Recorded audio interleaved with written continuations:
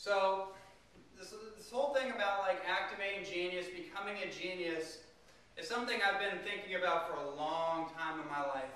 And it's taken many different shapes. When I was 4 years old, the first example of that I got was of someone named Bruce Lee.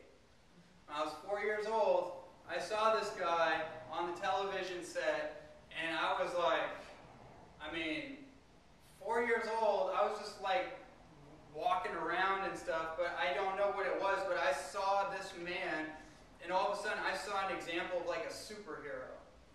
And really, Bruce Lee is one of these like archetypes that like comes around maybe every, I don't know, like 50, 100 years, and just totally changes the world.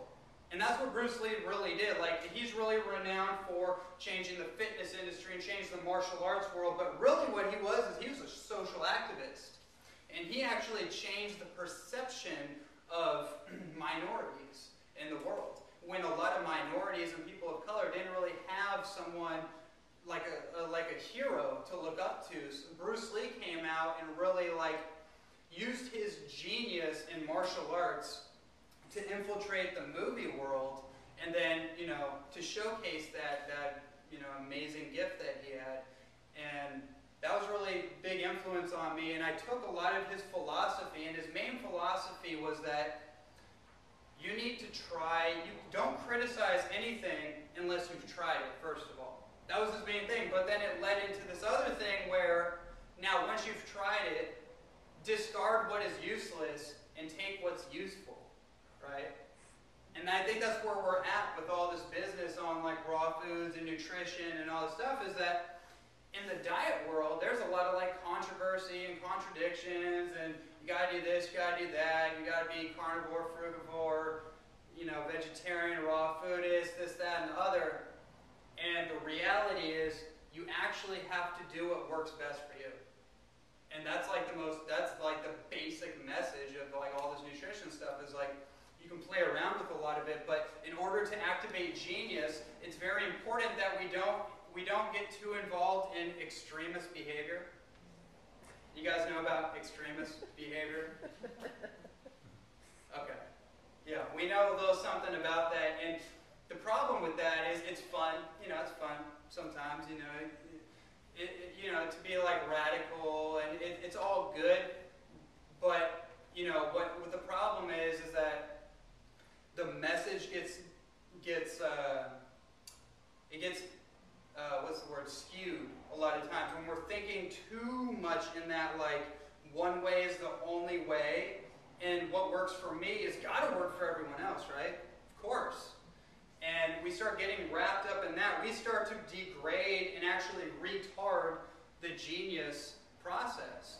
Because we start to forget that everybody is unique. Everybody learns a certain way. Some people are more auditory when they learn information. Some people are more visual. Some people are more kinesthetic. They're more into writing. Some people learn from taste. I mean, everyone is unique all across the board. And the first key of genius activation is actually just finding out how you learn, right? So if you're really into, for example, you want to learn a lot of information, figure out how you actually learn best. Like, I'm really into Audiomobile University. That's where I got my degree. That and Amazon.com. If you're in your car, pop in those audios. I used to pop in so many audios till my head popped. Like all the Jim Rohn, all the Anthony Robbins, all the... You probably had to pull over a lot. Yeah, I did. Because you have to stop and like do exercises. Yeah, right. Oh, you get out of your car, jump, go! You know, do that whole thing. Yeah, but writing stuff down, you know, and... Yeah. Oh, totally. Yeah. And so that really helped me like ingrain it. Now I listen to a lot of like podcasts, because that helps me, you know, when I go on walks, it helps me get that the speaking part of it. And then I love to read. I've been reading a lot of different things.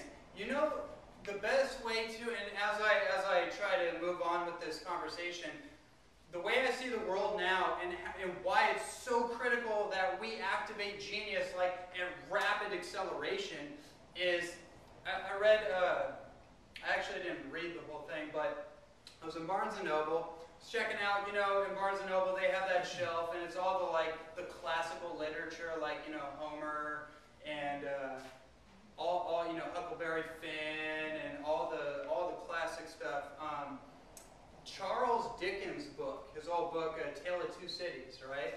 What's the first thing? When I opened up that book, the quote I saw there was, "It was the best of times, it was the worst of times," right? Now, when I look out in the world, that's what I see. I see one side of it is like, it's the worst ever, it's the worst thing imaginable, it's all going downhill, right? Boom. But on the other side, I see the most amazing innovations just like surfacing right now. The fact that I'm able to deliver a message like this and you guys actually showed up is amazing, right? And being involved in like success technology and literature most of my life, one phrase I remember hearing all the time was 80% of success in anything is just showing up.